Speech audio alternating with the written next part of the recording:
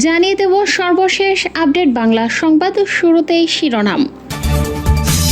সরকার পতনের পর থেকেই যেন গোলকধাঁধায় পড়েছেন হাসিনা পুত্র জয়। মিডিয়ার সামনে একের পর এক বক্তব্য পাল্টে হাস্যরস তৈরি করছেন তিনি। এক বক্তব্যে বলছেন তার মা পদত্যাগ করেননি, তো অন্য বক্তব্যে বলছেন হাসিনার রাজনীতিতে না ফেরার কথা। এমনকি শেখ হাসিনার সাক্ষাৎকারেও মিথ্যা বলে দাবি করেছেন জয়। শেখ হাসিনা সরকারের পতনের পর পাল্টে গেছে বাংলাদেশের রাজনীতির চালচিত্র, পাল্টে যাচ্ছে প্রতিবেশী দেশ ভারতের রাজনৈতিক হিসাব নিকেশ। তবে বর্তমান পরিস্থিতিতে ভারতের জন্য সবচেয়ে দুশ্চিন্তার কারণ হয়ে উঠেছে দেশটির রফতানি বাজার। ভারতীয় পণ্য রফতানির অন্যতম বৃহৎ বাজার বাংলাদেশ। তাই এই বাজারের ভবিষ্যৎ পরিণতি কি হবে সেটি নিয়ে নতুন করে ভাবছে ভারত সরকার। অস্ত্র নিয়ে গোপালগঞ্জের গোপীনাথপুরে সেনা টহল দলের উপর হামলা করেছেন আওয়ামী লীগ সমর্থক বিক্ষোভকারীরা। এরপর থেকে স্বৈরাচার শেখ হাসিনার জন্মস্থান গোপালগঞ্জে চলছে ব্যাপক সেনা তৎপরতা। এতক্ষণ শুনছিলেন সংবাদ শিরোনাম, এখন থাকছে বিস্তারিত। শেখ হাসিনা সরকারের পতনের পর পাল্টে গেছে বাংলাদেশের রাজনীতির চালচিত্র, পাল্টে যাচ্ছে প্রতিবেশী দেশ ভারতের রাজনৈতিক হিসাব নিকেশ। তবে বর্তমান পরিস্থিতিতে ভারতের জন্য সবচেয়ে দুশ্চিন্তার কারণ হয়ে উঠেছে দেশটির রফতানি বাজার। ভারতীয় পণ্য রফতানির অন্যতম বৃহৎ বাজার বাংলাদেশ। তাই এই বাজারের ভবিষ্যৎ পরিণতি কি হবে সেটি নিয়ে নতুন করে ভাবছে ভারত সরকার। ভারতের সংবাদ মাধ্যমগুলোতে বলা হচ্ছে তাদের দেশ এখন ভয়ঙ্কর কূটনৈতিক চ্যালেঞ্জের মুখে পড়েছে। প্রভাবশালী সংবাদ মাধ্যম ইন্ডিয়ান এক্সপ্রেস সতর্ক করে দিয়ে বলেছে, ক্ষয়ক্ষতি কমাতে এখন থেকেই নয়াদিল্লিকে সক্রিয়ভাবে কাজ করতে হবে এবং বিদ্যমান ভালো সম্পর্ক সুরক্ষিত রাখতে হবে। আর এর মধ্যে সবচেয়ে গুরুত্বপূর্ণ হল অর্থনৈতিক ধাক্কা সামলানো। বাংলাদেশের সঙ্গে ভারতের মজবুত ব্যবসায়িক সম্পর্ক রয়েছে। ভারতের পণ্য রপ্তানি দেশের তালিকায় বাংলাদেশ শীর্ষ 10-এ রয়েছে। গত অর্থ বছরে বাংলাদেশে ভারত টেক্সটাইল, চা, কফি, অটো পার্টস, বিদ্যুৎ, কৃষি পণ্য, লোহা, স্টিল এবং প্লাস্টিক পণ্য রপ্তানি করে, যার বাজার মূল্য সব মিলিয়ে $11 বিলিয়ন বেশি। এছাড়া রেডিমেড গার্মেন্টস ও চামড়া এবং চামড়া পণ্য সহ ভারত বাংলাদেশ থেকে গত অর্থ বছরে $1.8 বিলিয়ন পণ্য আমদানি করে। কিন্তু গত মাসে বাংলাদেশে আন্দোলন শুরু হওয়ার পর থেকেই পরিস্থিতি পাল্টে যেতে থাকে, কমে যায় ভারতের বাংলাদেশমুখী রফতানির পরিমাণ।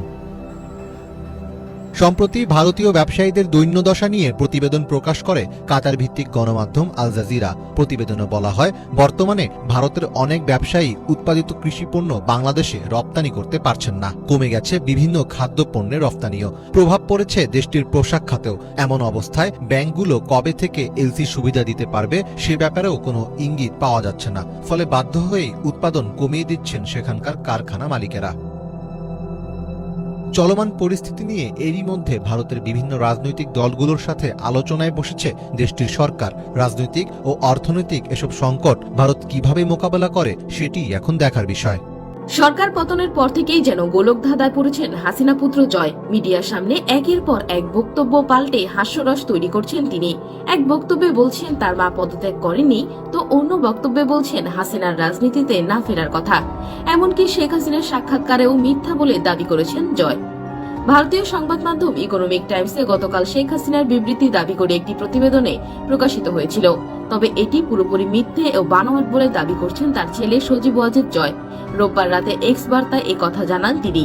সজীব ওয়াজেদ জয় রোববার রাত 11:55 নিজের ভেরিফাইড অ্যাকাউন্ট থেকে দেওয়া বার্তায় লেখেন, আমার মায়ের পদত্যাগের বিষয়ে একটি বিবৃতি এক সংবাদপত্র প্রকাশ করেছে, যা পুরোপুরি মিথ্যা ও বানোয়াট। আমি একটু আগেই তার সঙ্গে কথা বলে নিশ্চিত হয়েছি, তিনি ঢাকা ছাড়বার আগে বা ঢাকা ছাড়ার পরে এ ধরনের কোনো বিবৃতি এখন পর্যন্ত দেননি। ছাত্র জনতার 23 দিনের দেশ কাঁপানো আন্দোলন, পতন হয় আওয়ামী লীগ সরকারের। ছাত্র জনতার গণ অভ্যুত্থানের মুখে গত 5ই আগস্ট রাষ্ট্রপতি মোহাম্মদ শাহাবুদ্দিনের কাছে প্রধানমন্ত্রীর পদ থেকে পদত্যাগপত্র জমা দেন শেখ হাসিনা। এরপর গণভবন থেকে হেলিকপ্টারে দেশ ছাড়েন। সে সময় তার সঙ্গে ছিলেন তার বোন শেখ রেহানা। বর্তমানে তিনি ভারতে রয়েছেন। শেখ হাসিনা পালিয়ে গেলেও ভয়াবহ বেকায়দায় পড়েছেন আওয়ামী লীগের এমপি মন্ত্রীরা। অনেকে সুযোগ বুঝে দেশ ছাড়তে পারলেও আটকে পড়া অনেক এমপি মন্ত্রী ও অসংখ্য নেতাকর্মী প্রাণ ভয়ে পালিয়ে বেড়াচ্ছেন। তাদের অনেকে আবার বিভিন্ন দূতাবাসে আশ্রয়ও চেয়েছেন। দেশ ত্যাগের প্রায় 7 দিন পর নীরবতা ভাঙেন শেখ হাসিনা। সরকার পতনের পেছনে তিনি যুক্তরাষ্ট্রের দিকে অভিযোগ করেছেন। তিনি আরো বলেন, আমি পরাজয় মেনে নিলাম ও পদত্যাগ করলাম। রোববার এক প্রতিবেদনে এ তথ্য জানিয়েছেন দ্য ইকোনমিক টাইমস ও দ্য প্রিন্ট। এদিকে মায়ের দেশ ত্যাগের পর থেকেই বিভিন্ন আন্তর্জাতিক গণমাধ্যমে কথা বলে যাচ্ছেন তার ছেলে সজীব ওয়াজেদ জয়। সম্প্রতি সজীব ওয়াজেদ জয় বলেন, নির্বাচনের ঘোষণা এলে শেখ হাসিনা দেশে ফিরে আসবেন, আওয়ামী লীগ নির্বাচনে অংশ নিয়ে বিজয়ী হবে, এমনকি রাজনীতির শুরুর ব্যাপারে প্রস্তুত বলেও ইঙ্গিত দেন তিনি। এদিকে রোববার শেখ হাসিনা বলছেন, আমি পদত্যাগ করেছি যাতে আমাকে লাশের মিছিল দেখতে না হয়। ছাত্রদের লাশ নিয়ে তারা ক্ষমতায় আসতে চেয়েছিল, কিন্তু আমি তা করতে দেইনি। প্রধানমন্ত্রীর পদ থেকে পদত্যাগ করেছি। আমি ক্ষমতায় থাকতে পারতাম যদি আমি সেন্ট মার্টিন দ্বীপের সার্বভৌমত্ব আত্মসমর্পণ করতাম এবং আমেরিকাকে বঙ্গোপসাগরের উপর কর্তৃত্ব করতে দিতাম। আমি আমার দেশের জনগণের কাছে অনুরোধ করছি, দয়া করে মৌলবাদীদের দ্বারা প্রতারিত হবেন না। তিনি আরো বলেন, আমি যদি দেশে থাকতাম তাহলে আরো প্রাণহানি হতো, আরো সম্পদ ধ্বংস হয়ে যেত। আমি প্রস্থান করার জন্য অত্যন্ত কঠিন সিদ্ধান্ত নিয়েছি। আমি আপনাদের নেতা হয়েছি কারণ আপনারা আমাকে বেছে নিয়েছেন। আপনারা আমার শক্তি ছিলেন। পরাজয় মেনে নিয়ে সমর্থক ও দলীয় কর্মীদের উদ্দেশ্যে শেখ হাসিনা বলেছেন, আমি দেশে ফেরার অঙ্গীকারবদ্ধ। পরাজয় মেনে নিয়ে তিনি বলেন, আমি শিগগিরই ফিরে আসবো ইনশাল্লাহ। পরাজয় আমার, কিন্তু জয় বাংলাদেশের জনগণের। শেখ হাসিনা বলেন, আমি নিজেকে সরিয়ে নিয়েছিলাম, তাই আমি জয় নিয়ে এসেছি। তোমরা আমার শক্তি, তোমরা আমাকে চাওনি। আমি নিজেই তখন চলে গেলাম, পদত্যাগ করলাম। আমার কর্মী যারা আছেন কেউ মনোবল হারাবেন না। আওয়ামী লীগ বারবার উঠে দাঁড়িয়েছে। সাবেক প্রধানমন্ত্রী তার কথাকে বিকৃত করার অভিযোগও করেছেন। তিনি বলেন, আমি আমার তরুণ ছাত্রদের কাছে আবারও বলতে চাই, আমি তোমাদের কখনো রাজাকার বলিনি। আমার কথাগুলো বিকৃত করা হয়েছে। একটি মহল আমার বিপদের সুযোগ নিয়েছে। রাজাকার শব্দটি বাংলাদেশে অবমাননাকর বলেই বিবেচিত হয়, কারণ যারা বাংলাদেশের স্বাধীনতার জন্য 1971 সালের যুদ্ধের সময় পাকিস্তান সেনাবাহিনীকে সহযোগিতা করেছিল। অস্ত্র নিয়ে গোপালগঞ্জের গোপীনাথপুরে সেনা টহল দলের উপর হামলা করেছেন আওয়ামী লীগ সমর্থক বিক্ষোভকারীরা। এরপর থেকে স্বৈরাচার শেখ হাসিনার জন্মস্থান গোপালগঞ্জে চলছে ব্যাপক সেনা তৎপরতা। সেখানে ব্যাপক সেনা তৎপরতার পর এখন উল্টো বকছেন স্থানীয় আওয়ামী লীগ নেতারা। এখন সুর নরম করেছেন তারা। সেনাবাহিনীকে প্রতিপক্ষ না ভাবার অনুরোধ জানিয়েছে জেলা আওয়ামী লীগ। রোববার গোপালগঞ্জ জেলা আওয়ামী লীগ কার্যালয়ে অনুষ্ঠিত জরুরি সভায় জেলা কমিটির সাধারণ সম্পাদক GM শাহাবুদ্দিন আজম নেতাকর্মীদের প্রতি এই অনুরোধ জানান।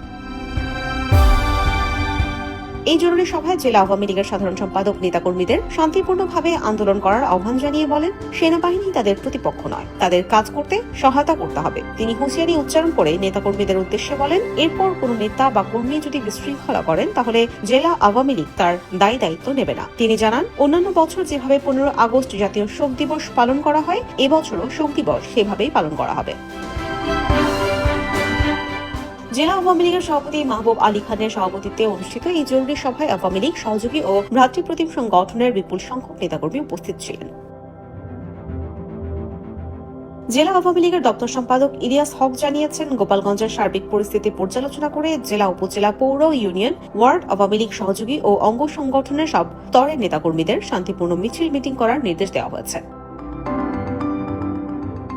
মিছিল বা মিটিংয়ে কোনো দেশি অস্ত্র, লাঠিসোঁটা প্রদর্শন করা যাবে না। গত কয়েকদিন আওয়ামী লীগ সভানেত্রী শেখ হাসিনাকে দেশে ফিরিয়ে আনার দাবিতে শান্তিপূর্ণ মিছিল সমাবেশ হয়েছে, কিন্তু শনিবার কিছু অনাকাঙ্ক্ষিত ঘটনা ঘটেছে। এটি কোনোভাবে মুজিব আদর্শের সৈনিকদের কাছে তাদের কাম্য নয়। ইলিয়াস হক আরো বলেন, রাষ্ট্রের আইন শৃঙ্খলা রক্ষাকারী বাহিনী তাদের শত্রু নয়, তাদের প্রতি কোনো প্রকার শক্তি প্রদর্শন করা যাবে না। সেনাবাহিনীর সঙ্গে ঘটে যাওয়া সব প্রকার অঘটনের জন্য জেলা আওয়ামী লীগের পক্ষ থেকে তিনি তাদের কাছে দুঃখ প্রকাশ করেন। ভবিষ্যতে এরকম কোনো অঘটন ঘটলে তার দায় জেলা আওয়ামী লীগ দেবে না। যে এ ধরনের ঘটনা ঘটাবে তারা তাকে দুষ্কৃতকারী হিসেবে আইন শৃঙ্খলা রক্ষাকারী বাহিনীর হাতে তুলে দেবেন।